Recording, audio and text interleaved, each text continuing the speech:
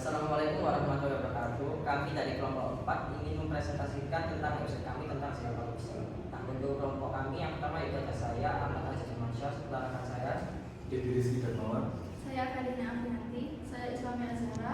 Saya Muhammad Nurul Malik. Langsung saja kami akan mempresentasikan tentang problem settlement request atau PSG. Nah, untuk konteksnya di sini masalah ini masih sangat liar terjadi di kalangan masyarakat berdasarkan bukti yang ada di web liputan 6. Terjadi pada bulan Januari sampai dengan bulan Juni, KPK mendapat laporan sekitar 2.273 terkait dugaan korupsi. Nah, masalahnya pertumbuhan ekonomi ini semakin meningkat dengan peluang korupsinya semakin tinggi, sehingga pertumbuhan ekonomi itu menjadi lambat karena lemahnya integritas aparat dan juga transparansi serta pengawasan. Untuk pelanggan atau korban yang dirugikan dari korupsi ini yaitu tentu saja masyarakat sebagai penerima layanan publik, dan juga dampak emosional yang didapat oleh rakyat yaitu tentu saja muncul rasa kecewa dan juga tidak percaya terhadap pemerintah karena merasa mereka dibohongi.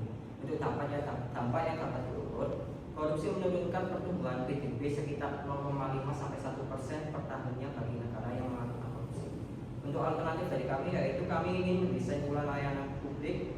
Yang kedua, meningkatkan transparansi dan juga sanksi bagi pelaku korupsi, dan juga meminta untuk pemerintah segera mengesahkan RUU perampasan aset dan juga menghukum berat bagi para koruptor. Untuk kekurangan dari alternatif ini tentu saja pada pengimplementasiannya atau praktek di lapangannya, karena hukum di Indonesia yang tajam ke bawah dan tumpul ke atas. Kemudian slide selanjutnya adalah bauran pemasaran. Bauran pemasaran sendiri meliputi produk, place atau distribusi, price atau harga, dan juga promotion. Yang pertama kita akan membahas produk. Jadi produk yang kami tawarkan di sini adalah platform digital, pelaporan korupsi yang aman, anonim, dan mudah digunakan. Selain sebagai media pelaporan, Zero Korupsi juga menyediakan konten edukasi anti korupsi yang bertujuan untuk meningkatkan kesadaran dan pemahaman masyarakat mengenai bahaya korupsi. Kemudian yang kedua ada place, yaitu Zero Korupsi didistribusikan melalui media digital seperti website dan aplikasi sehingga dapat diakses kapan saja dan di mana saja. Selain itu, distribusi juga diperluas melalui kerjasama dengan kampus, lembaga pemerintah, komunitas, dan juga organisasi sosial. Kemudian ada price atau harga. Layanan pelaporan disediakan secara gratis agar dapat diakses oleh seluruh lapisan masyarakat. Untuk mendampingi kepelatihan operasional, Zero Korupsi menyediakan fitur tambahan berbayar seperti pelatihan integritas, seminar, dan kerjasama dengan instansi. Penetapan harga dilakukan secara wajar dan tidak memberatkan pengguna. Yang terakhir ada promosi. Kegiatan promosi ini dilakukan melalui media sosial, kampanye edukasi, seminar, dan juga kerjasama dengan berbagai pihak. Promosi ini sendiri difokuskan pada penyampaian pesan anti korupsi secara persuasif, informatif, mudah dipahami oleh masyarakat. Selanjutnya pada slide ini terdapat struktur organik perusahaan. Organisasi perusahaan yang disusun untuk mendukung efektivitas kerja dan pembagian tugas yang jelas. Yang pertama, posisi tertinggi ditempati oleh direktur yang bertanggung jawab atas pengambilan keputusan dan pengawasan kegiatan perusahaan. Kemudian di bawah direktur terdapat beberapa posisi utama, yaitu manajer HRD, kepala administrasi, dan kepala keuangan, yang masing-masing memiliki peran penting dalam pengelolaan sumber daya manusia, administrasi perusahaan, serta keuangan.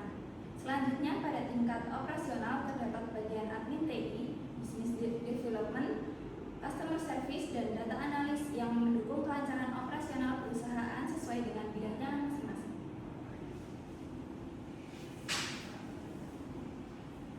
Kemudian di sini saya berperan sebagai kepala direktur.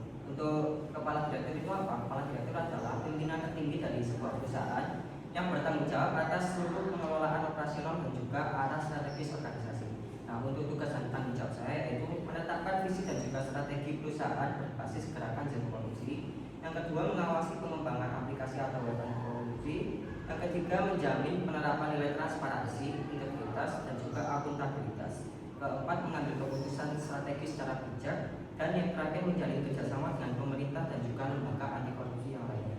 Untuk kualifikasi dan juga kompetensi yang harus dimiliki para direktur, yaitu yang pertama harus mempunyai jiwa kepemimpinan yang kuat, yang kedua dapat bertanggung jawab dan terbuka terhadap segala masukan, yang ketiga memahami teknologi digital dan juga isu tentang hukum korupsi, yang keempat memiliki kemampuan komunikasi publik, manajemen relasi dan juga penyelesaian masalah atau problem solving yang baik, dan yang terakhir yaitu peka terhadap permasalahan serta berwawasan budaya anti korupsi. Selanjutnya, saya berperan sebagai kepala keuangan yang bertanggung jawab mengelola dan mengawasi keuangan perusahaan, termasuk anggaran, laporan keuangan, serta pemasukan dan pengeluaran. Juga berkontribusi dengan tim akuntansi. Jabatan ini membutuhkan kemampuan yaitu menyusun laporan keuangan sehingga harus menguasai Excel atau Google Sheet, lalu bekerja dengan target serta memiliki sikap teliti, komunikatif, disiplin, dan mampu bekerja dalam tim. Kemudian saya sebagai kepala administrasi bertanggung jawab dalam mengelola dan mengkoordinasikan seluruh proses administrasi perusahaan agar berjalan secara tertib, efisien, transparan, dan bebas korupsi. Nah, tugas dan tanggung jawab saya antara lain mengelola kegiatan administrasi sesuai prinsip gerakan zero korupsi, kemudian menjaga pencatatan, pengarsipan, dan pengelolaan dokumen yang transparan dan juga akuntabel. Kemudian mengawasi surat bergerak, data, jadwal, dan dokumen rapat, mendukung kebutuhan administrasi tim, mengembangkan aplikasi atau web, serta berkoordinasi dengan divisi lain untuk kelancaran operasional. Kemudian kualifikasi dan kompetensi yang harus saya miliki yaitu memiliki kemampuan manajemen administrasi yang baik dan sistematis, teliti, jujur, menjaga kerahasiaan data, dan juga berintegritas tinggi. Kemudian responsif, terorganisir, komunikatif, dan adaptif. Dan yang terakhir mampu mengidentifikasi serta menyelesaikan masalah administrasi. Kemudian bisnis saya sebagai bisnis development itu adalah tanggung jawab untuk mengembangkan pertumbuhan dan perluasan penggunaan aplikasi zero korupsi ini. Jadi untuk melalui strategi yang pasar, kerjasama dan analisis STP serta time langsung serta Tencent dan Sony. Kemudian petugas dan tanggung jawab ini yang pertama melakukan riset pasar isu anti korupsi sesuai segmentasi pengguna, kemudian menyusun strategi perluasan pengguna dan dampak kampanye, kemudian menjalin kerjasama dengan instansi institusi pendidikan maupun komunitas, kemudian mengembangkan program edukasi dan kegiatan publik anti korupsi, kemudian berkolaborasi dengan tim marketing dan IT terkait fitur konten dan komunikasi. Kemudian mengumpulkan umpan balik pengguna dan menyusun laporan pertumbuhan serta peluang ekspansi. Yang terakhir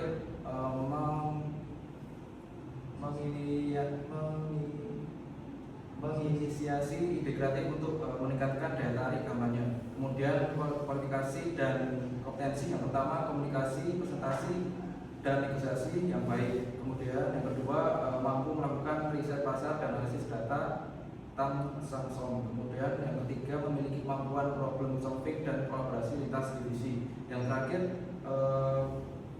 berorientasi data, inovatif, dan berkomitmen pada gerakan anti korupsi.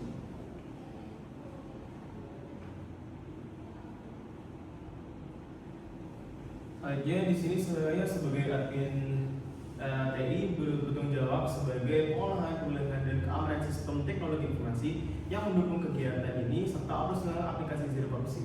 Tugas dan tanggung jawab antara lain mengelola dan memelihara website dan juga keamanan data server, cloud, domain, dan hosting, mengelola database, akses admin, serta integrasi sistem pelaporan, menangani bug, mengawasi efisiensi pengelolaan ini melalui dashboard keuangan. Dan selanjutnya bagian kualifikasi dan kompetensi. Yang pertama, menguasai cloud computing, Google Cloud, dan manajemen server, menguasai pemrograman, memahami keamanan siber dan enkripsi data, teliti, disiplin, cepat dalam problem solving, mampu bekerja mandiri maupun dalam tim.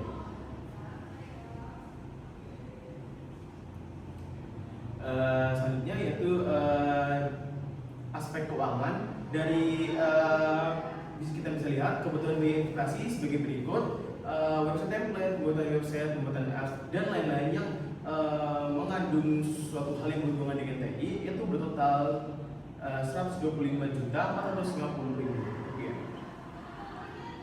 Selanjutnya yang kedua, aspek keuangan bagian biaya gaji karyawan dari direktur, shift keuangan, admin TI dan lain-lain bertotal yaitu 747.500.000 rupiah.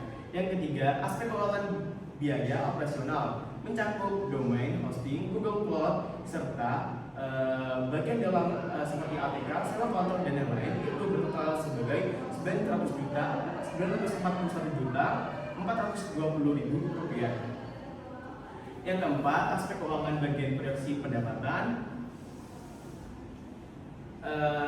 sebagaimana berikut: penjualan fitur premium, pendapatan iklan, kerjasama inisiasi, pelatihan dan seminar integrasi sampai tahun pertama sampai tahun kelima bertotal 1.425.000.000 rupiah.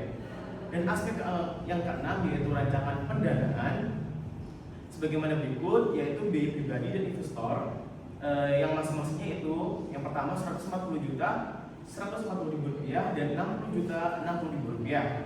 Dan yang kelima, aspek proyeksi laporan laba rugi sebagaimana berikut, yaitu tahun pertama sampai tahun kelima bagian total pendapatan bertotal sebagai 1.425.000.000 serta dari rincian revenue rincian revenue ada sebagaimana berikut, di bawahnya bertotal sebagai 376.800.000 rupiah.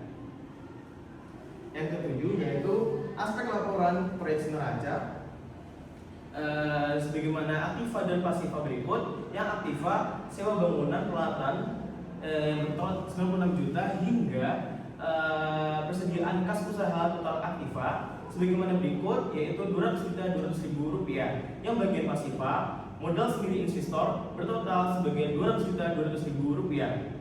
Yang ke-8 bagian break even point.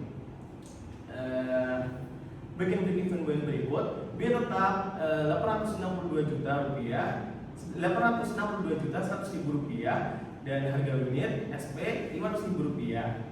Biaya variabel per unit VCU total yaitu 82.320.000 rupiah sebagaimana 500 unit per tahun. Yang pertama, bagian kontribusi per unit bertotal sebagai 335.000 rupiah dan BOP dalam jumlah yaitu bertotal sebagai 1.258 rupiah. Yang ke-9 yaitu aspek kurva break even point. Dari kurva pendapatan kita bisa lihat dari tahun pertama sampai tahun kelima itu meningkat sebagaimana berikut. Yang pertama dari total 335 juta sehingga 1.400.000.000 sekian. Dan bagian yang B yaitu kurva laba rugi. Karena kurva laba rugi sebagaimana berikut, tahun pertama sampai tahun kelima itu berkurang drastis seperti mana berikut. Tahun pertama bertotal 493 juta hingga turun drastis sampai 586.420 rupiah yaitu minus. Kemudian ini bagian penutup di mana zero korupsi itu merupakan tantangan rancangan platform digital pelapor korupsi yang bertujuan untuk meningkatkan partisipasi masyarakat dalam upaya pemberantasan korupsi melalui sistem yang sangat aman, anonim dan mudah digunakan, dan dengan dukungan analisis pasar, strategi pemasaran, perencanaan keuangan serta sumber daya manusia yang struktur zero korupsi ini diharapkan mampu menjadi sarana pelaporan yang efektif dan terpercaya. Melalui implementasi platform ini juga diharapkan dapat mendorong terciptanya budaya transparansi, integritas, dan pengawasan publik yang berkelanjutan. Demikian presentasi dari kami kelompok D24. Mohon maaf apabila terdapat kesalahan dalam penyampaian dan juga perilaku kami ketika menyampaikan informasi ini. Sekian, terima kasih. Wassalamualaikum.